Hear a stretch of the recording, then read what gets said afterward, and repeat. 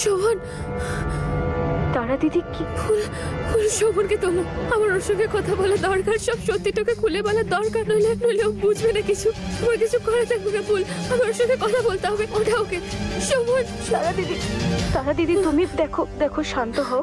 শোভন বাবু এখন কথা বলার অবস্থাতেই নেই, বোঝা তো অনেক দূরের কথা। তুমি শুধু ওনাকে একটু সময় দাও। সবে মাত্র উনি জানতে পেরেছেন যে পুরো পরিবার ওনাকে মিথ্যে বলেছে।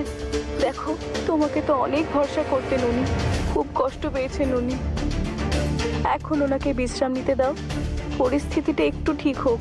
দেখো, তুমি আমার উপর ভরসা করো, আমি সম্পূর্ণভাবে চেষ্টা করবো যাতে শোভনবাবু তোমার সঙ্গে কথা বলেন। আর হতেও পারে সঠিক সময় কথা বললে উনি তোমাকে ক্ষমাও করে দিলেন। ক্ষমা? শোভন আমায় কখনো ক্ষমা করবে না, কখনো ক্ষমা করবে না। না তারা দিদি,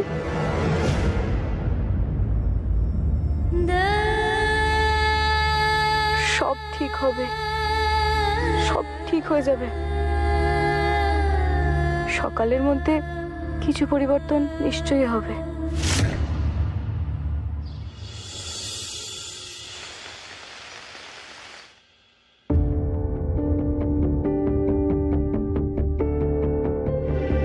দীপিকা দিদি, বাড়ির পরিবেশটা কেমন হয়ে রয়েছে? কারোর মুখে কোনো হাসি নেই, আমার একদম ভালো লাগছে না। সবাইকে খুশি করার জন্য আমরা কিছু করি, কিন্তু কি করব আমরা? আমার কাছে একটা আইডিয়া আছে। যদি আমরা সবার পছন্দের খাবার বানাই, সবাইকে ডেকে নিই, সবাই আমরা একসাথে খাবো আজকে। ঠিক আছে। তারা দিদি আমাকে একবার বলেছিল যে শোভন বাবু আদা আর এলাচ দিয়ে তৈরি চা খেতে ভীষণ ভালোবাসেন। আমি তাহলে ওটাই বানাই।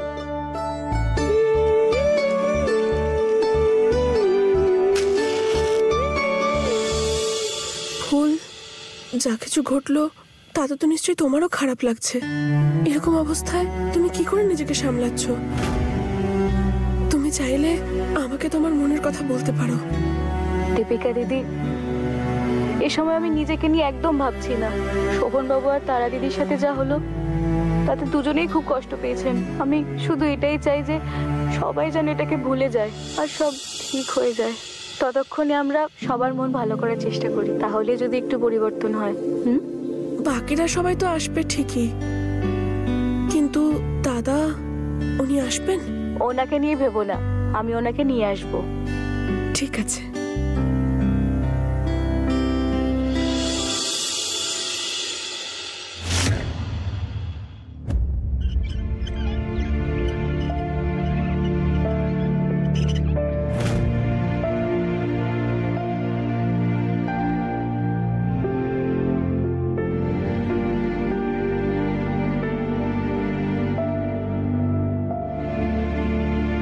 আসলে সবাই খাবার টেবিলের নিচে আপনার জন্য অপেক্ষা করছে।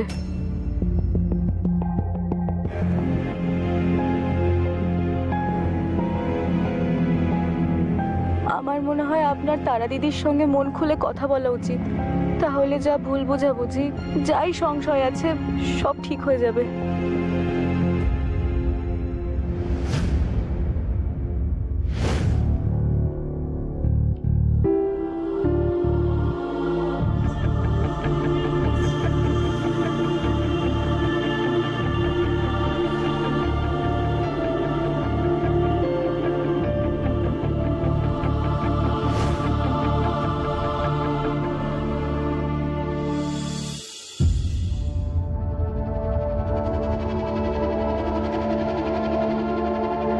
শোভন, আমি তোমাকে অনেক কষ্ট দিয়েছি, খুব খারাপ কাজ করেছি। আমি যেটা করেছি সেটা হয়তো আমার কখনো করা উচিত হয়নি, কিন্তু এর কারণটা আমি তোমাকে বোঝাতে পারবো না। তাই এখন আমি শুধু তোমাকে এটাই বলতে চাই যে আমাকে যদি পারো ক্ষমা করে দিও।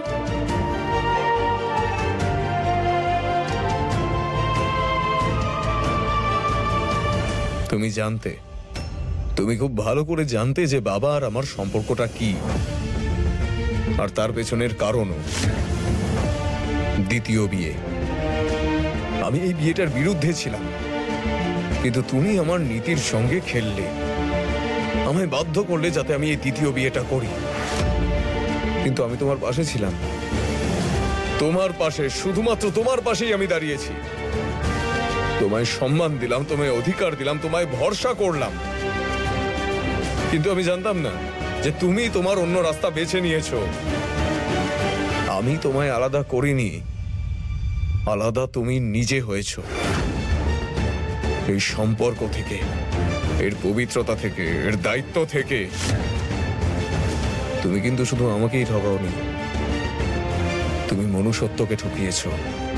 একটি নির্দোষ মেয়েকে মিথ্যে বলে নিজেরই স্বামীর সঙ্গে বিয়ের মতো একটা পবিত্র বন্ধনে বেঁধে দিয়েছো। বিয়ে শুধু এক জন্মের নয়, বিয়ে 7 জন্মের বন্ধন হয়। তাই আজ আমি বলছি, তোমার এই মিথ্যে আমি আগামী 7 জন্মে ভুলব না।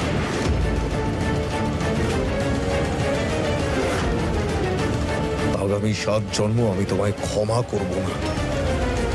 এর জন্য ক্ষমা চেও না, আমার দিক থেকে কোনো আশা রেখো না।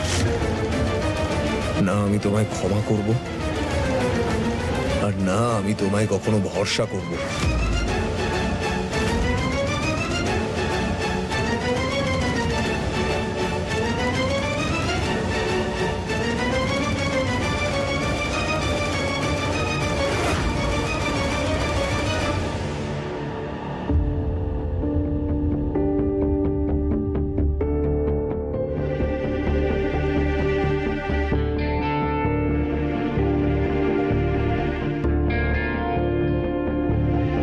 হে কানাই, তোমারই সাহায্যের দরকার এখন। তারা দিদি আর শোভন বাবুর মধ্যে এই ভুল বোঝাবুঝি আর এই দূরত্ব এখন তুমি দূর করতে পারো।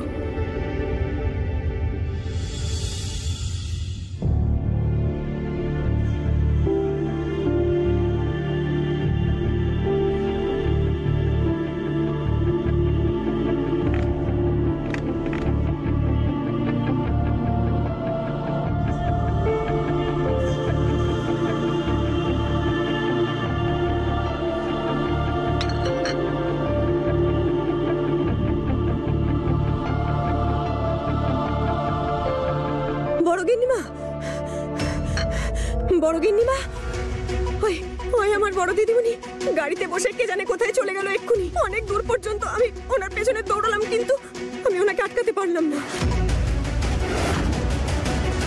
জোরে গাড়ি চালিয়ে চলে গেল। আমার দিদিমণিকে বাঁচান আপনারা,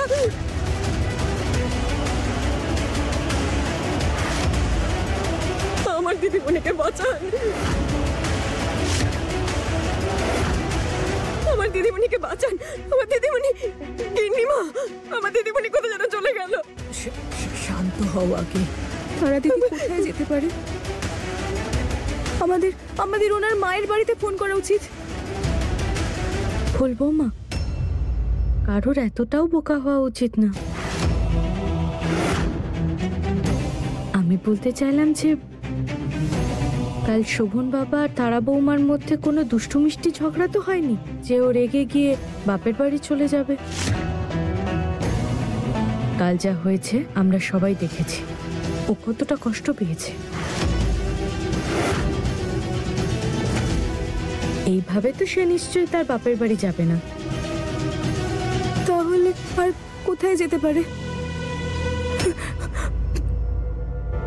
শোভন বাবু, আপনি তো ওনাকে সব থেকে ভালো চিনতেন, আপনি তো জানবেন। আমিও এটাই জানতাম যে আমি ওকে খুব ভালো করে জানি। বলছিলাম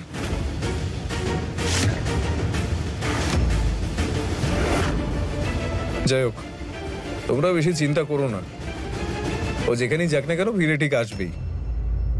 না দাদাবাবু, না, দেখুন এবার আমার দিদিমণি ফিরে আসার জন্য চাননি।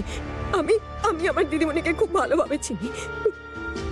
শোভন বাবু, আমার না কিছু ঠিক লাগছে না। আপনি তারা দিদিকে ফোন করুন না, কথা বলুন না, যাতে বাড়ি ফিরে আসে। দাদাবাবু, আমি এবার মিথ্যে বলছি না, বিশ্বাস করুন। আমার দিদিমণি এবার নাটক করছে না, ছোট মুখে বড় কথা বলছে গেছি, যা হওয়ার হয়ে গেছে। আমার দিদিমণি খুব খুব ভালোবাসে আপনাকে। উনি সারা রাত ছটফট করেছেন, আপনাকে রেগে যেতে দেখে উনি খুব কষ্ট পেয়েছেন। আমার দিদিমণি সারা রাত ঘুম হয়নি, এমনকি সকাল থেকে কিচ্ছু খায়নি। এই অবস্থায় উনি ঘর থেকে চলে গেলেন কিছু করে বসলে।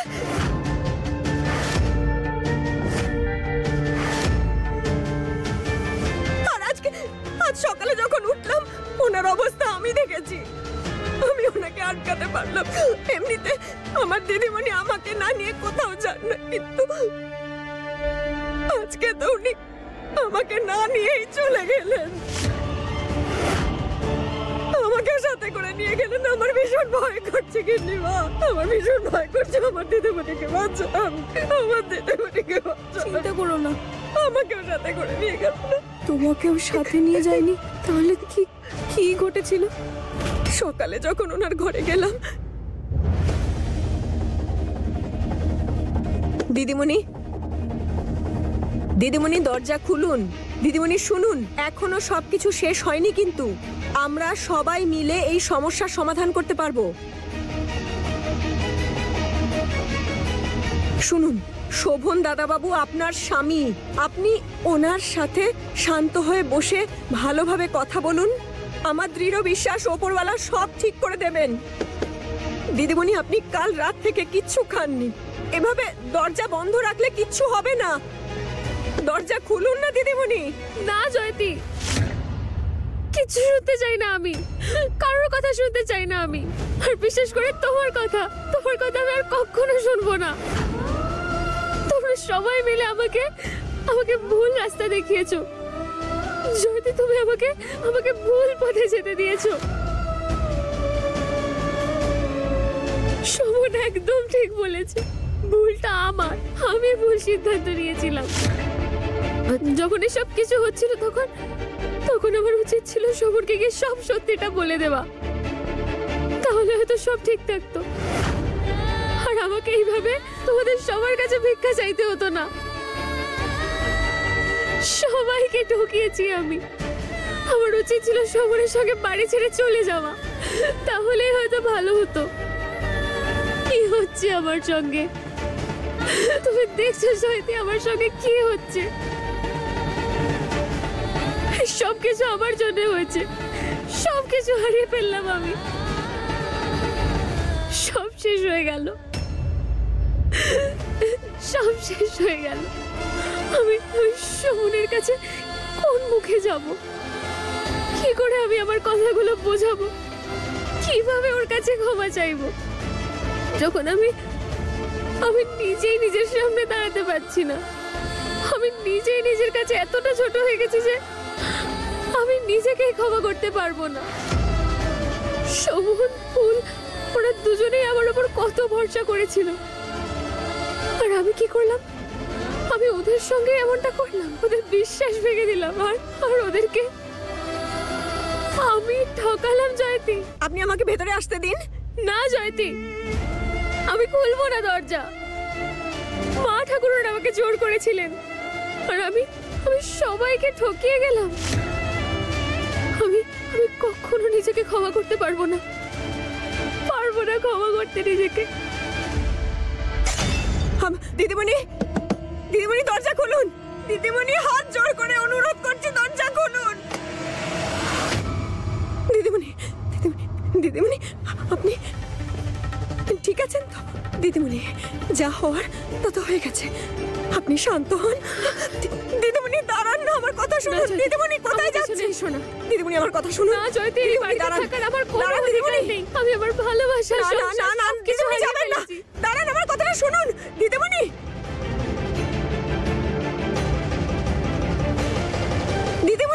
দাঁড়ান। দিদিমণি দাঁড়ান বলছি, দাঁড়ান দিদিমণি।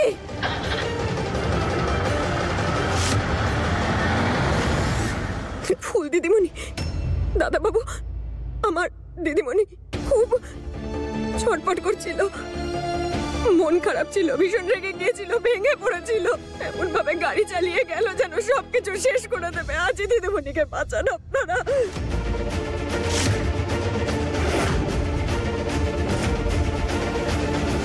হে ওপরওয়ালা, এখন তো আমারও মাথা ঘোরাচ্ছে এই চিন্তায় যে কোনো অঘটন না ঘটে। কাল যে সত্যিটা আমরা জানতে পেরেছি, তারপরে ও আমাদের আর বিশেষ করে শোভন বাবার সামনে আসবে কি করে? এত বড় খেলা খেলেছে ও আমাদের শোভন বাবার সাথে। সেটা তো আপনারা সবাই মিলেই করেছেন ছোট মা, দোষী তো আমিও তো শোভন বাবুকে সব সত্যি বলিনি। শোনো, তোমার কি মনে হয় ও কোথায় যেতে পারে? জানি না, আমি কিচ্ছু বলতে পারবো না। শোভন বাবু, ভাবুন না কোথায় যেতে পারে তারা দিদি। আমার ভীষণ ভয় করছে। আমি দেখেছি ওনাকে, খুব খারাপ অবস্থায় ছিল, একদম ভেঙে পড়েছিল। এই অবস্থায় দিদি কিছু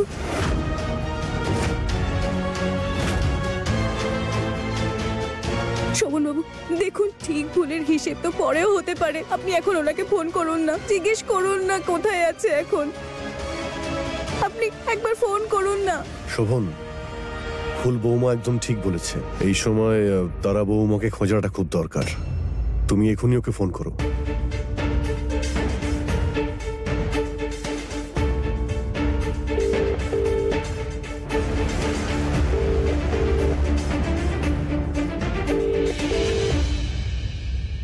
তারা ফোন তুলছে না।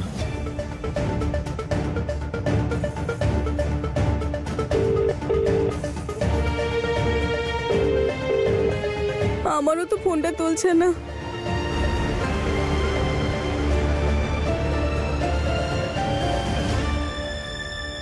দিদি, পিসির না ওষুধের সময় হয়ে গেছে। মাকে ওষুধ দেওয়ার সময় হয়ে গেছে। শোভন বাবু, আপনি তারা দিদিকে ফোন করতেই থাকুন, আমি এক্ষুনি আসছি।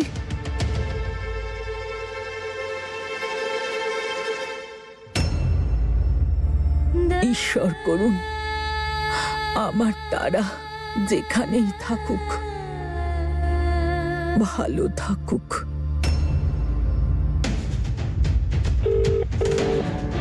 না, তুলছে না। স্মল কিন্নিমা, মুখটা তো একটু ভার কর, নয়তো সবাই এটাই ভাববে যে তারা বৌমার যাওয়ার খুশিতে মিষ্টি খাওয়াবি তুই সবাইকে। শোন, যতক্ষণ খেলা বুঝতে না পারবি একটু কেঁদে নে। রাখ তুই তারা বৌমা, গেল তো গেল, যেতে যেতে সব খেলা পাল্টে দিল।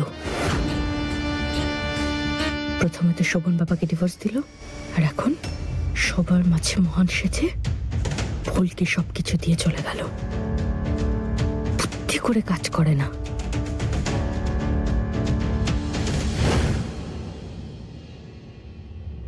মা, তোমার ওষুধ খাবার সময় হয়ে গেছে।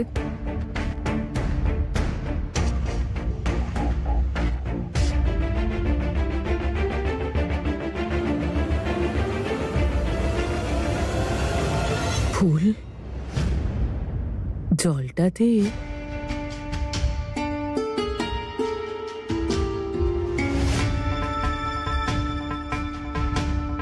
ফুল, সব ঠিক আছে তো? তোকে কেমন একটা লাগছে?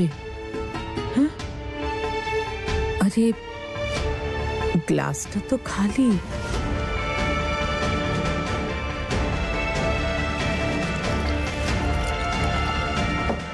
আমি ঠিক আছি মা। জানিস ফুল, তুই আমাকে যখন মিথ্যে বলিস তখন তোর চোখ দেখে আমি ঠিক বুঝতে পারি।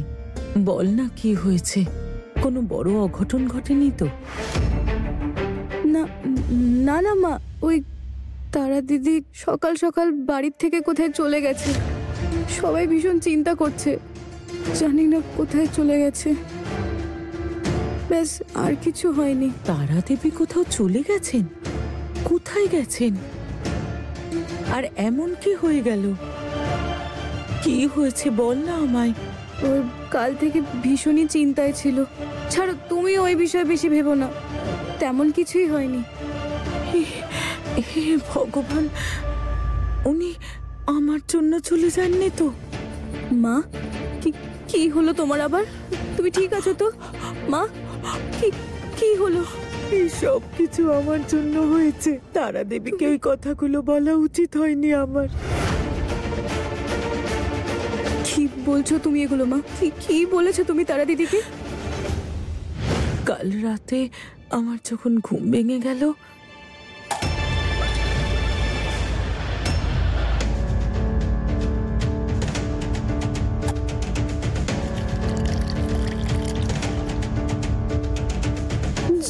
জল, কি হয়েছে তারা দেবী? আপনাকে কেমন যেন লাগছে। আপনি কাঁদছেন কেন?